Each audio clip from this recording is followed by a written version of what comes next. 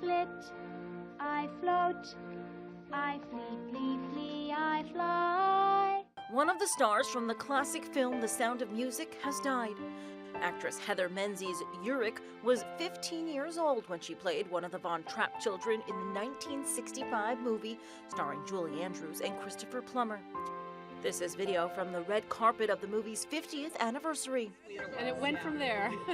Her son told Variety she passed away on Christmas Eve in Canada after battling brain cancer. Louisa! Menzies-Urich played Louisa, the third oldest of the 7 children in the Rodgers and Hammerstein musical. Go! A deer, a female deer. In 2013, she said the friendships she made was one of the most impactful parts of being in the movie. I think the do-re-mi sequence was probably the most fun, you know, running all over the hills and singing that wonderful do-re-mi song, and I mean, it was just hysterical. It was nothing but laughs. Menzies-Urich was 68 years old.